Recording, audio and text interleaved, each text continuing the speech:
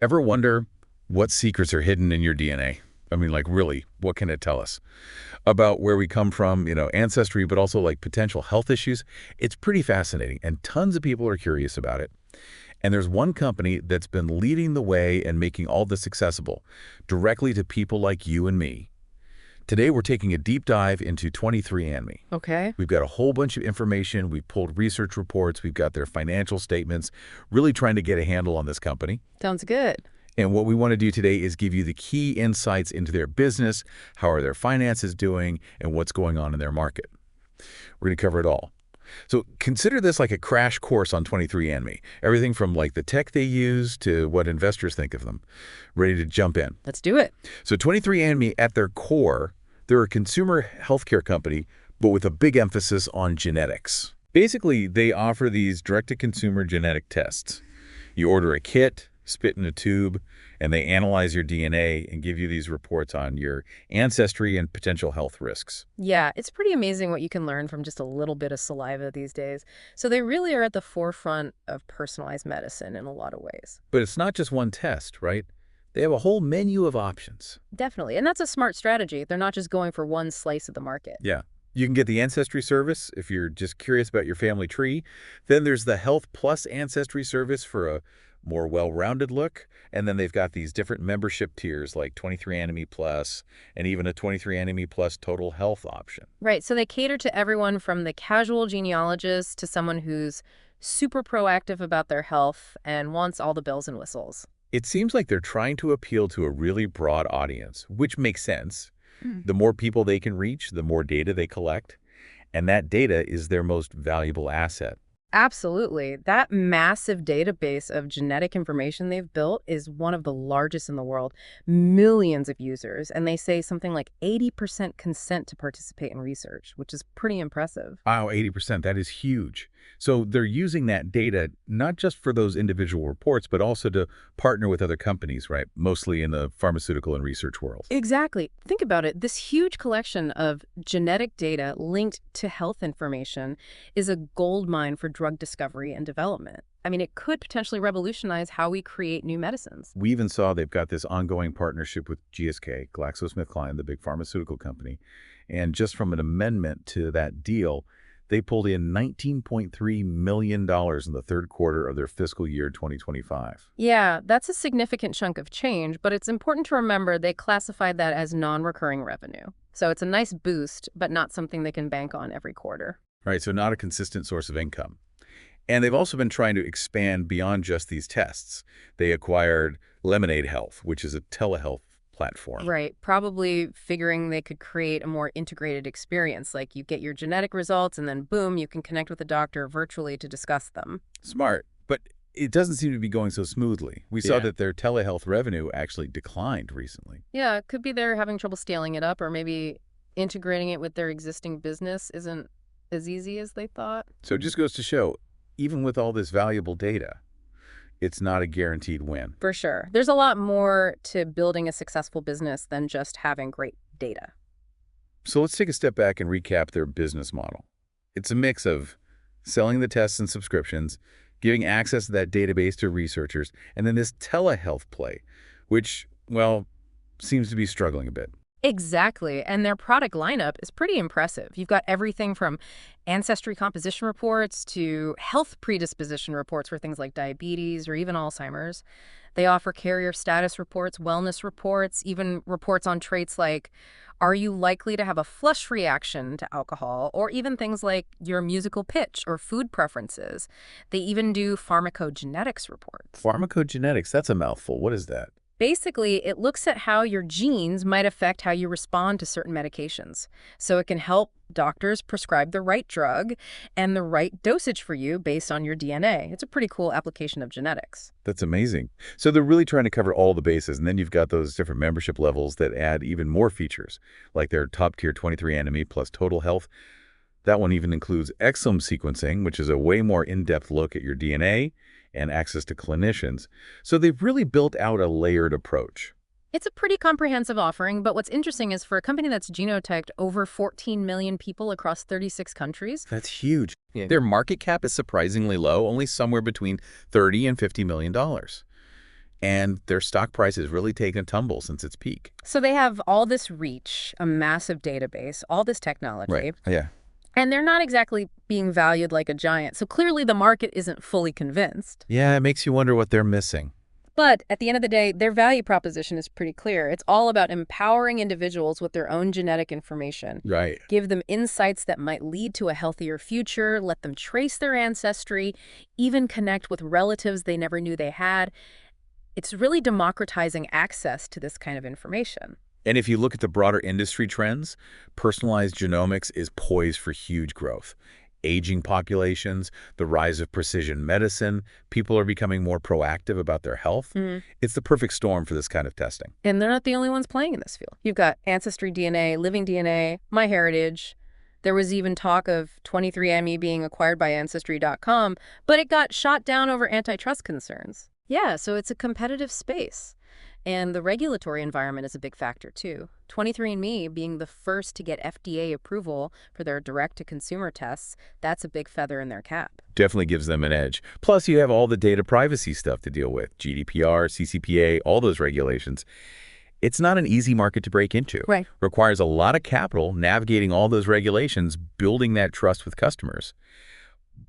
But the long-term potential, I mean, it seems pretty bright for this industry. I think so, too. 23andMe has a lot going for them. Strong brand recognition. They even rebranded a while back and saw a big jump in new customers. Their massive database means they can operate more efficiently, and those network effects are powerful. The more people who use the service, the more accurate their ancestry results get, and the more valuable features like DNA relatives become. And that data is only going to get bigger and more useful. They keep adding new insights and features. It creates that stickiness factor. You're less likely to switch to a competitor if you've already invested time and data with 23andMe. Definitely. Plus, they've added things like family tree builders. They keep coming up with new ways to use that data. And people are naturally hesitant to share this kind of sensitive information with multiple companies. So once they've chosen 23andMe, they're more likely to stick around. Smart strategy. Okay, so we've talked about the business itself. Now let's shift gears and talk about the leadership. Ann Woodchicky, she's the co-founder and CEO. She's been at the helm since 2006. Right. She's been a real driving force in this whole direct-to-consumer genetic testing movement. Getting that FDA approval was a major win. She spearheaded the push into therapeutics with the GSK partnership, and she led them through going public via a SPAC back in 2021. But the stock price, well, it's tanked. There were even those attempts to take the company private, but those got rejected. Yeah, it's been a bit of a roller coaster. And we saw that both the management team and the board of directors have a pretty short average tenure. What do you make of that? It could be a sign of internal disagreements about strategy, or maybe they're just trying to find the right mix of people to navigate the current challenges. It's definitely something to keep an eye on. And then there was that data breach back in October 2023. Millions of users affected. That had to be a huge blow. Yeah, that was a major cybersecurity incident. And their initial response wasn't exactly smooth. They disabled data downloads, updated their terms of service, but then they got slammed for seemingly blaming users for using weak passwords. Not a good look. It really highlighted the importance of clear communication during a crisis. For sure. They did eventually settle a class action lawsuit for $30 million.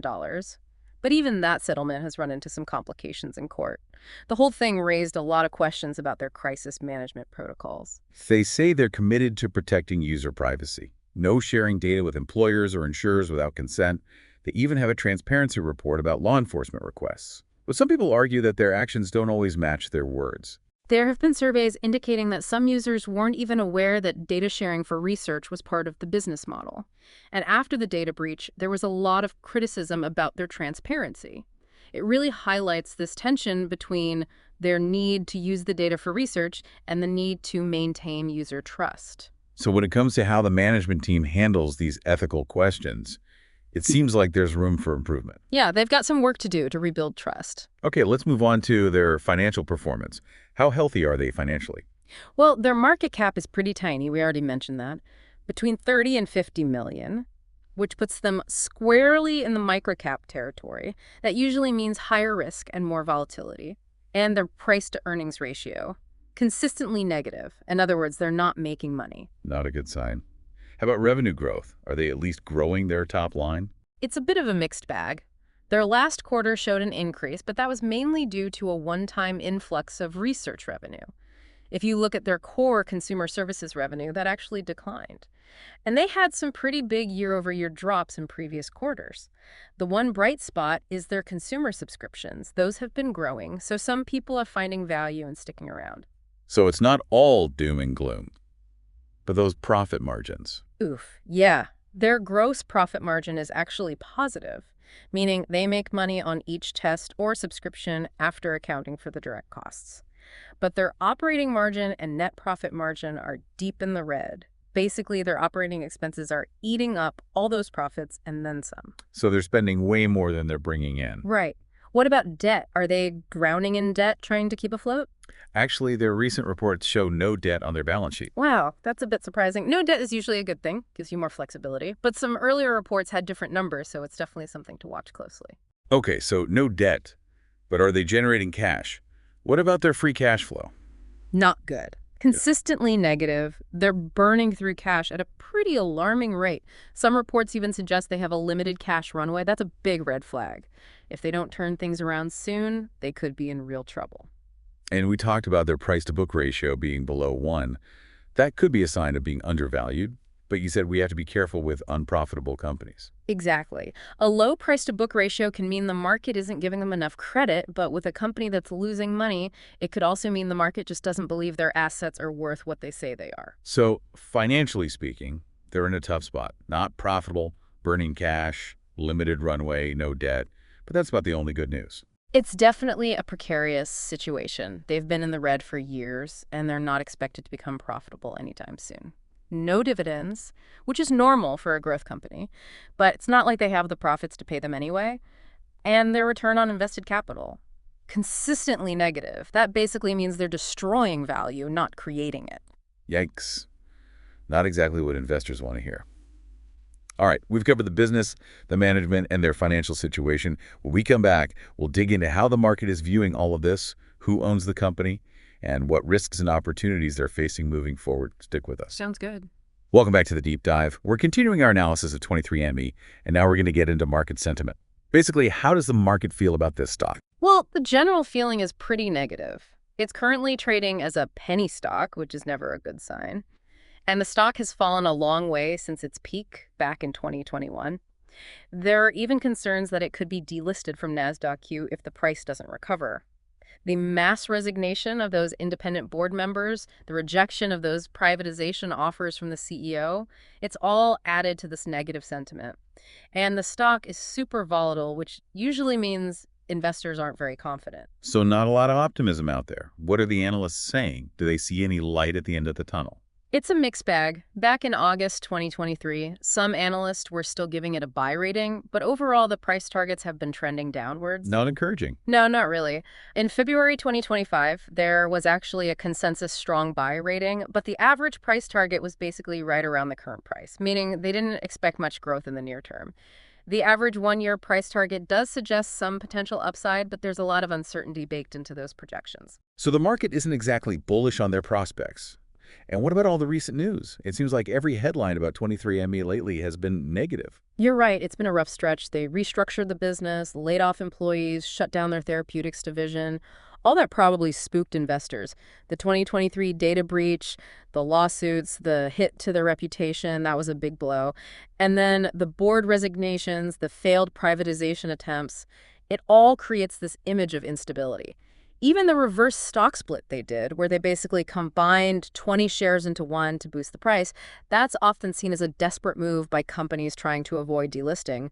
It doesn't really solve the underlying problem. Right. It's like putting a Band-Aid on a broken leg. Yeah. Now let's look at short interest and options activity. Can that give us some clues about how the market is feeling? It can. Short interest is basically how many investors are betting that the stock price is going to go down. And right now, it's fairly high, which means a lot of people are expecting further declines.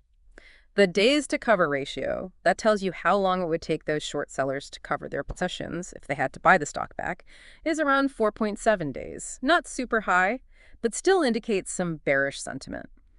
And if you look at the options market, the put-call ratio suggests more investors are buying put options, which are bets on the price going down, than call options, which are bets on the price going up. So more people are betting against them than on them. Pretty much, yeah. And implied volatility is high, which means the market expects big swings in the stock price either way. So a lot of uncertainty and risk associated with this one. Okay, so the market isn't exactly thrilled with 23 and Company. Now let's talk about who actually owns the company. What did the ownership structure look like? Well, institutional investors own about 24% of the company. Vanguard is a big holder, but some institutions have actually been selling off shares lately, which isn't a good sign. Anne Wojcicki, the CEO, owns a large chunk of the company and controls a significant portion of the voting rights. That was reportedly a source of tension with the previous board, wasn't it? It was. And there's been some insider selling reported as well. Overall, the ownership seems pretty concentrated among a few key players. And what about corporate governance? We've already touched on some of the issues, but what's the state of things now? It's definitely been shaky. That mass resignation of the independent board members back in September 2024, that was a big red flag. They reportedly resigned over disagreements with the CEO about taking the company private. So not a unified front. No, not at all. Since then, they've appointed 3 new independent directors to fill the gaps. So now the board is those 3 new members plus the CEO. They do have corporate governance guidelines and charters in place, but all that recent turmoil definitely raises concerns. Right, it makes you wonder if they're really operating in the best interests of all shareholders. Yeah, it's something to watch closely. Okay, so we've looked at the business, the management, the financials, the market sentiment, and ownership. Now let's wrap it all up with a good old SWOT analysis. Always a good way to get a clear picture.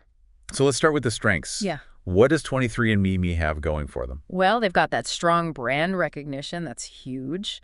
And their database, it's massive and it's still growing. They were the first to get FDA authorization for their health reports. That's a big differentiator.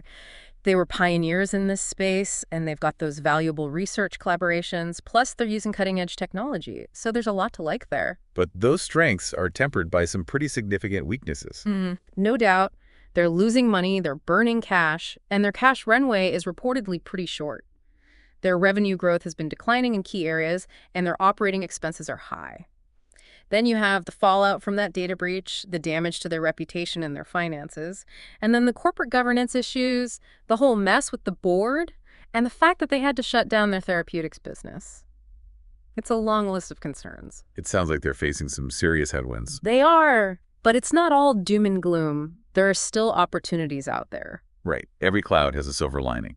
Oh. What opportunities could 23andMe capitalize on? Well, the whole personalized genomics market is expected to grow like crazy.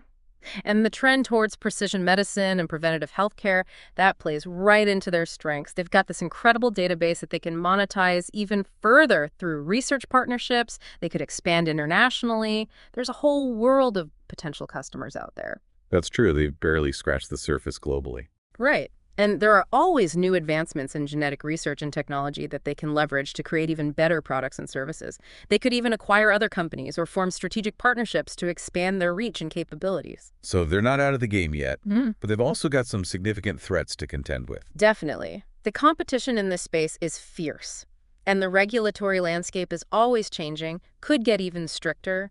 People are increasingly concerned about data privacy, which could make it harder for them to collect and use that valuable data.